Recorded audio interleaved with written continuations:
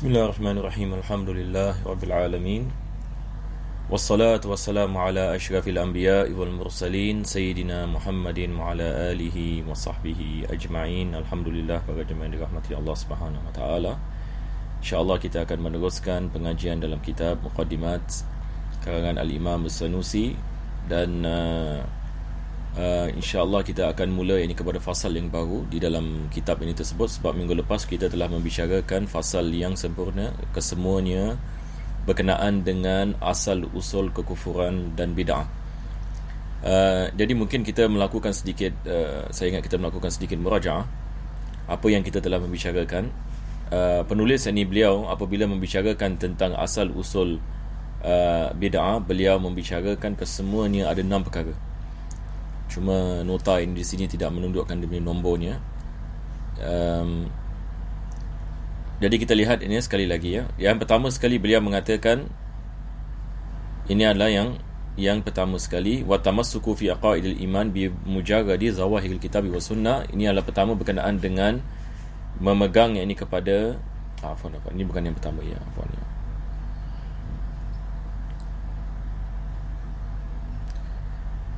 Sebelum ini kita membicarakan jenis-jenis syirik. Selepas itu wa usulul kufri wal bidah. Ada 7 ya. Jadi ini adalah fasalnya. Ini yang kita telah habis pada minggu yang lepas. Jadi yang pertama sekali al-ijabu dzati, yakni beriman bahawasanya alam ini tidak diciptakan oleh Allah, bahkan alam ini wujudnya dengan wujudnya Allah. Ini adalah masalah apa yang dikenali sebagai the philosophy of science ya. Dalam falsafah barat mereka mengatakan the philosophy of naturalism, iaitu alam ini dia ada kuasa yang tersendiri yang ada pada dirinya. Jadi ini adalah perkara yang pertama.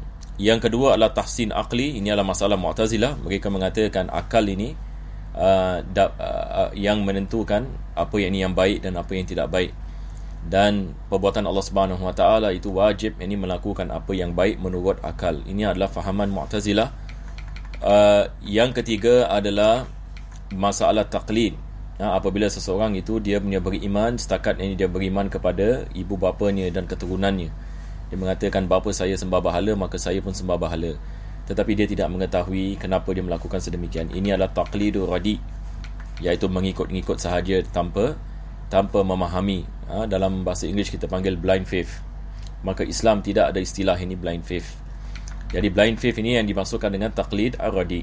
Selepas itu wa rabatul adi wa huwa isbatut talazum, yakni seseorang itu dia beriman perkara yang hukum adat itu sebagai hukum akal. Maka ini adalah daripada masalah yang besar. Apabila yakni dia mengatakan kita mengatakan air ini menghilangkan haus. Air ada kekuatan dalam dirinya menghilangkan haus. Makanan ada kekuatan dalam dirinya menghilangkan kelaparan. Jadi ini adalah daripada sebab ini kesesatan. Dan yang seterusnya adalah kejahilan yang murakkab. Apabila seseorang itu dia menyangkakan dia tahu tapi dia tidak tahu. Ini juga daripada sebab kesesatan. Selepas itu yang kelima ya. Yang kelima, 6, 7. Okey. Yang kelima, yang keenam. Yang keenam ini yang kita membicarakan pada minggu yang lepas. Wa tamassuku fi aqaidil iman bi mujarradi zawahiril kitab wa sunnah, iaitu berpegang kepada zahir Al-Quran dengan sunnah dalam ayat mutasyabihat. Ini menyebabkan orang terjebak dalam tajsim dan tashbih. Yang ketujuh adalah wal jahlu bil qawaidil aqliyah. Kejahilan ini tentang kaedah-kaedah hukum akal. Dia tidak dapat membezakan apa itu wajib akli, apa itu wajib adi dengan wajib syar'i. Apabila seorang itu dia tidak membezakan apa itu wajib adi dengan wajib syar'i dengan wajib akli, maka dia mungkin akan menafikan karamat bagi awliya ataupun mukjizat ini para nabi, sebab dia mengatakan ini adalah mustahil akli sedangkan dia adalah mustahil adi. Jadi kejahilan dalam perkara seperti ini menyebabkan seseorang itu terjebak dalam kesesatan. Jadi itulah yang ketujuh. Sekarang ini kita akan masuk kepada fasal yang baru. Penulis yang mengatakan wal mawjudatu bin nisbati ilal mahalli wal mukhassisi arba'atu aqsam. Jadi pertama sekali insya-Allah para jemaah dirahmati Allah, saya akan terangkan apakah yang dimaksud oleh penulis ini di sini sebelum kita pergi kepada cabang-cabangnya. Beliau sekarang sedang membicarakan tentang al-mawjudat.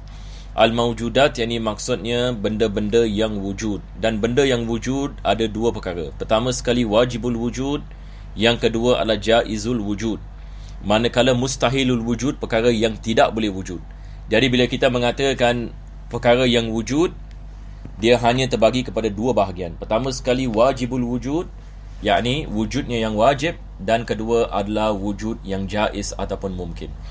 Wujud yang wajib hanya bagi Allah Subhanahu Wa Taala. Hanya Allah Subhanahu Wa Taala wajibul wujud. Yakni maksudnya kewujudannya tidak menerima ketiadaan. Allah sentiasa wujud. Ini yang kita maksudkan dengan wajibul wujud. Manakala jaizul wujud, dia menerima ketiadaan, dia menerima kewujudan. Seperti kewujudan kita misalan, manusia ini kita 100 tahun yang lalu kita tidak wujud, maka kita menerima ketiadaan.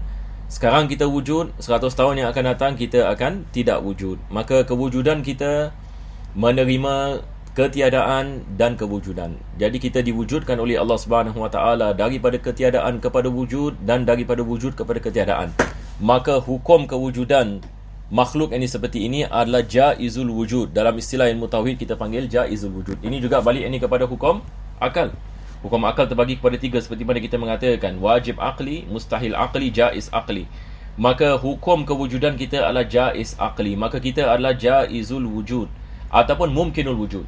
Istilah jaiz dengan mumkin ini maknanya sama ya. Jadi jangan kita keliru kalau ada yang ni orang mengatakan mumkinul wujud, ada yang mengatakan jaizul wujud. Jadi kita menanyakan apa perbezaannya? Dia tidak ada perbezaan. Jangan kita keliru tentang jaizul wujud dengan mumkinul wujud. Dialah makna yang sama. Maka tiap-tiap perkara yang jaiz adalah mumkin, nanti ada mumkin adalah jaiz. Tamam. Jadi penulis dia mengatakan yang wujud sama ada wajibul wujud ataupun mumkinul wujud ataupun jaizul wujud binisbati ilal mahalli wal mukhassis arba'atu aqsam. Jadi nisbah dia punya kait mengait dengan mahal dengan mukhassis terbagi kepada 4 bahagian. Sekarang kita nak faham ini, apa yang dimaksudkan dengan mahal dengan mukhassis. Jadi saya akan terangkan ya. Jadi ini bagi mereka yang betul-betul nak belajar, nak kena pay attention sikit ya masalah ini. Taib. Mahal ini yang dimaksudkan adalah dia adalah sesuatu zat. Mahal ini maksudnya dia adalah sesuatu zat yang sifat bertempat kepadanya. Satu zat yang sifat ini bertempat kepadanya. Sekarang ini saya menggunakan misal botol ini. Botol ini adalah zat. Botol ini adalah zat. Apa maksudnya bila kita mengatakan botol ini adalah zat? Maksudnya dia berdiri dengan sendirinya. Kita tidak boleh meletakkan sesuatu di dalamnya, mengambil tempatnya. Maka dia adalah sesuatu yang kita mengatakan berdiri dengan sendirinya. Manakala sifatnya seperti warna botol ini, dia adalah sesuatu yang ada pada zat. Dia tidak berdiri dengan sendirinya. Maksudnya kita tidak boleh mengeluarkan warna. Betul ke tidak? Sebab dia sentiasa bersama zat. Jadi kita mengatakan botol ini adalah mahal, yang mana warna itu berada padanya. Jadi apa yang dimaksudkan dengan mahal ini di sini? Mahal adalah sesuatu yang mana sifat berada padanya. Mahal adalah sesuatu yang mana sifat ada padanya. Sekarang lihat kepada badan kita. Warna kulit kita adalah kita punya arat. Dalam istilah ilmu tauhid kita panggil arat. Jadi warna kulit kita ini ada pada badan kita. Maka badan kita adalah mahal bagi arat. Badan kita adalah mahal yang ini bagi warna kulit. Jadi ini yang dimaksudkan dengan mahal. Jadi mahal ini dia adalah seperti kita mengatakan tempat yang mana zat ada padanya. Ini kalau kita mengatakan selain Allah Subhanahu Wa Taala, kita berbicara tentang makhluk ya. Allah Subhanahu Wa Taala zatnya tidak sama dengan selainnya. Dan zat Allah Subhanahu Wa Taala tidak yang ini mengambil tempat. Dia tidak ini mengambil tempat dan dia tidak sama ini dengan yakni selain Allah Subhanahu Wa Taala. Jadi yang dimaksudkan dengan mahal ini di sini adalah, kalau dalam bahasa Inggeris kita panggil entity, yang mana attributes yakni subsist, sifat yang ini ada padanya. Jadi ini yang dimaksudkan dengan mahal. Jadi dia lebih umum daripada tempat. Wal mukhassis adalah yang mewujudkan. Yang dimaksudkan dengan mukhassis adalah yang mewujudkan dan juga yang menyifatkan. Yang mewujudkan dan yang menyifatkan. Sebagai misal, Allah Subhanahu Wa Taala dia mengkhususkan kewujudan kita. Apa maksudnya? Maksudnya dia mengkhususkan tempat dan masa bagi kewujudan kita. Kita dilahirkan pada tahun 1990 sebagai misal. Ini adalah masa yang dikhususkan oleh Allah Subhanahu Wa Taala yang mana kita akan dilahirkan. Jadi kita mengatakan Allah mukhassis. Allah Subhanahu Wa Taala dia mengkhususkan. Jadi mengkhususkan ini maksudnya yakni yang mewujudkan. Tamam? Jadi mahal yang ini maksudnya sesuatu yang mana zat ada padanya. Mukhassis adalah sesuatu yang mewujudkan. Jadi penulis ini mengatakan kaitannya dengan benda-benda yang wujud, perkara-perkara yang wujud, dia terbagi kepada 4 bahagian. Bahagian yang pertama, beliau mengatakan qismun ghaniyun 'anil mahalli wal mukhassis.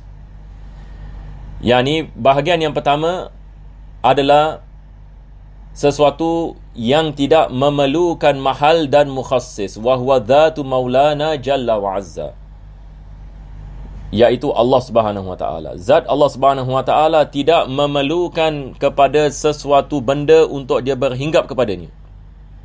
Dalam masa yang sama kita mengatakan, kita menafikan tempat bagi Allah Subhanahu Wa Taala. Jadi zat Allah Subhanahu Wa Taala tidak memerlukan mahal. Ini penulis mengatakan ghaniyun 'anil mahal. Zat Allah Subhanahu Wa Taala tidak memerlukan kepada sesuatu zat yang lain yang mana dia berhinggap ini kepadanya. Ini mustahil bagi Allah Subhanahu Wa Taala. Dan juga Allah tidak memerlukan kepada mukhassis. Apa maksudnya? Yani Allah tidak memerlukan kepada sesuatu yang mewujudkannya. Kalau sekiranya Tuhan memerlukan sesuatu yang mewujudkannya, maksudnya dia bukan Tuhan, dia ciptaan. Maka ini mustahil bagi Allah Subhanahu Wa Taala. Jadi bila kita menafikan mahal dengan mukhassis, kita mengatakan Allah tidak memerlukan kepada mahal, Allah tidak memerlukan kepada mukhassis. Ini yang kita maksudkan dengan qiyamuhu binafsihi. Apabila kita membicarakan tentang sifat salbiyah, qiyamuhu binafsihi maksudnya kita menafikan 2 perkara. Yang pertama kita menafikan, kita mengatakan Allah tidak memerlukan mahal, Allah tidak memerlukan kepada mukhassis. Kalau sekiranya Allah memerlukan mahal, ini apa jadi? Kalau sekiranya na'udzubillah min zalik, ini orang mengatakan Tuhan memerlukan kepada satu tempat, Tuhan memerlukan kepada satu zat, maksudnya Tuhan adalah sifat, jadi dia berhinggap kepada zat. Ini adalah fahaman Nasrani. Fahaman Nasrani, mereka mengatakan Tuhan ini the father kan, mereka mengatakan Tuhan ini berhinggap ini kepada Nabi Isa, maka Nabi Isa menjadi Tuhan. Jadi keimanan mereka bahawasanya Tuhan itu adalah sifat, Nabi Isa adalah mahal. Maka berlaku hulul. Hulul ini maksudnya yakni bersatu, memasuki sesuatu. Maka Tuhan yakni masuk dalam badan Nabi Isa AS, maka Nabi Isa menjadi Tuhan. Jadi di sini juga kita harus ini berjaga-jaga. Ada sebahagian orang Islam mengatakan Tuhan itu adalah kecintaan. Ini bahaya. Kita tidak boleh mengatakan Tuhan yang sifat. Sebab kalau kita mengatakan sedemikian, maka sifat, yakni sifat maksudnya dia ada yakni pada sesuatu mahal, maka ini adalah perkara yakni yang mustahil. Jadi kalau kita lihat dalam di barat ini misalnya mereka mengatakan God is love. Ini tidak sama sekali diterima dalam Islam. Kita tidak boleh mengatakan Allah itu adalah love, Allah itu adalah peace. Ini adalah sifat. Love sifat, kecintaan ini adalah satu sifat, yakni dia tidak berdiri dengan sendirinya. Begitu juga yakni dengan keamanan, itu adalah sifat. Maka bila seseorang itu dia mengatakan Tuhan adalah sifat, ini maksudnya sifat itu boleh yakni berada pada sesuatu mahal, maka ini adalah perkara yakni yang mustahil bagi Allah Subhanahu Wa Taala. Apa sebabnya? Sebab ini Tuhan tidak memerlukan kepada mahal. Sebab Tuhan adalah zat. Allah Subhanahu Wa Taala, zat Allah Subhanahu Wa Taala tidak memerlukan ini kepada sesuatu untuk dia berhinggap ini kepadanya, dan dia tidak memerlukan kepada sesuatu yang mewujudkannya, yang menentukan kewujudannya. Ini adalah mukhassis. Jadi ini adalah bahagian yang pertama. Saya rasa bagi mereka yang mengikuti, insya-Allah ini dapat difahami. Jadi wajib kita sebagai orang Islam kita menafikan. Kita mengatakan Allah tidak memerlukan kepada mahal, Allah tidak memerlukan kepada mukhassis. Apa sebabnya? Kalau dia memerlukan kepada mahal, maka dia adalah sifat, dan Allah Subhanahu Wa Taala bukan yakni sifat. Kalau sekiranya Allah adalah sifat, maka dia tidak mempunyai sifat ma'ani, sebab sifat tidak berada pada sifat yang lain, sifat berada pada zat. Maka ini adalah perkara yang batil. Yang kedua, kita mengatakan kalau Allah memerlukan kepada mukhassis, maka dia adalah ciptaan, sebab dia memerlukan kepada sesuatu yang menciptakannya, dan ini adalah mustahil. Bahagian yang kedua, penulis mengatakan wa qismun muftakirun ila mukhassis dunal mahal wa huwal ajram. Bahagian yang kedua adalah sesuatu yang memerlukan kepada mukhassis tapi tidak memerlukan kepada mahal. Seperti apa? Seperti ajram. Ajram ini kalau dalam bahasa Inggeris kita panggil substances. Substances. Ini dalam bahasa kita panggil apa? Kita panggil badan. Mungkin kita panggil yang ini sesuatu badan. Jadi kita mengatakan badan ini dia memerlukan kepada mukhassis, yakni yang mewujudkannya, sebab dia adalah jaizul wujud. Dia ada permulaan bagi ciptaannya, maka dia memerlukan kepada yang mewujudkannya. Jadi dia memerlukan kepada mukhassis. Tapi adakah sesuatu badan ini memerlukan kepada mahal? Seperti badan kita misalnya sekarang. Badan kita ini ajram. Ajram ini balik kepada makhluk ya. Badan kita, badan makhluk ini, adakah kita memerlukan kepada sesuatu untuk kita berhinggap ini kepadanya? Yang ini tidak, sebab kita ini adalah badan. Boleh tak kita masuk ke dalam badan yang lain? Boleh tak ini kita berada pada badan manusia yang lain? Tidak boleh. Apa sebabnya? Sebab kita ini adalah, badan kita ini adalah mahal, maka mahal tidak berada pada mahal yang lain. Jadi kita, badan kita ini adalah mahal, warna kulit kita adalah arat. Begitu juga dengan ketinggian kita, begitu juga dengan besarnya kita. Ini semua adalah arat ini bagi jisim kita, bagi badan kita. Jadi kita tidak memerlukan ini kepada mahal yang lain, sebab ini kita badan kita ini dikirakan sebagai mahal yang ini bagi diri kita, maka sesuatu mahal tidak berdiri kepada mahal yang lain. Hanya sifat yang ataupun arat ini yang berdiri ini kepada mahal. Jadi ini adalah bahagian yang kedua. Yang ketiga, penulis mengatakan wa qismun muftakirun ilal mahalli wal mukhassis wa huwal a'rad. Bahagian yang kedua adalah sesuatu yang memerlukan kepada mahal, memerlukan kepada mukhassis. Jadi bahas ini balik kepada mahal dengan mukhassis, sebab kita nak kena faham apa yang dimaksudkan dengan mahal, apa yang dimaksudkan dengan mukhassis. Jadi yang ketiga, dia mengatakan memerlukan kepada mahal, memerlukan kepada mukhassis. Seperti apa? Seperti saya tadi lompat ya, minta maaf ya. Saya lompat yang ketiga tadi. Sekarang kita pergi yang kedua. Sekali lagi, yang pertama kita lihat di sini ya, saya tunjuk. Ini kita tadi mula daripada fasal di sini ya. Sebab ini kitab ini adalah kitab fotokopi, jadi dia numbering tak ada ya. Jadi kita lihat fasal di atas, wal mawjudatu min nisbati ilal mahalli wal mukhassisi arba'atu aqsam. Tamam? Yang pertama kita mengatakan tentang Allah SWT. Allah tidak memerlukan kepada mahal dengan mukhassis. Tadi yang kedua saya terlepas ya. Saya skip, saya pergi kat sini yang ketiga. Yang ketiga mengatakan memerlukan kepada mukhassis, tak memerlukan kepada mahal, dan itu adalah ajram, substances ataupun badan. Yang kedua tadi yang kita terlepas mengatakan waqisbun muftakirun ilal mahalli wal mukhassis, memerlukan kepada mahal, memerlukan kepada mukhassis. Seperti apa? A'rad. A'rad ini adalah sifat yang ada pada makhluk. Seperti warna kulit kita, ini adalah a'rad. Begitu juga dengan ketinggian kita, begitu juga dengan gerakan kita. Ini adalah gerakan, adalah a'rad. Yang ni dia berada pada zat, dia berada yang ni pada kita punya badan kita. Jadi dia mengatakan memerlukan kepada mahal, memerlukan kepada mukhassis. Arat ini memerlukan kepada mahal ke tidak? Memerlukan kepada mahal. Sebab apa? Kulit, warna kulit kita ini, dia boleh tak dia berdiri dengan sendirinya? Yakni warna kulit berdiri dengan sendirinya? Tidak boleh, mustahil. Dia mesti berada pada mahal. Mahal di mana? Di badan kita ini. Badan kita ini adalah mahal. Maka dia memerlukan kepada mahal dan dia memerlukan kepada mukhassis sebab dia adalah hadis.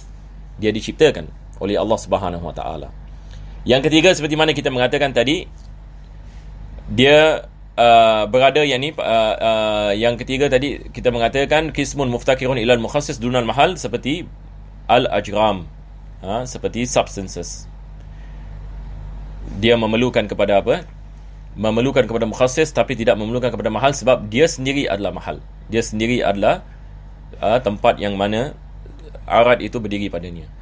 Akhir sekali, wa qismun mawjudun fil mahalli wa la yaftakiru ila mukhassis wa huwa sifatu maulana jalla wa azza. Ini kita nak kena pelan-pelan sikit ya, nak kena faham ini perkara ini.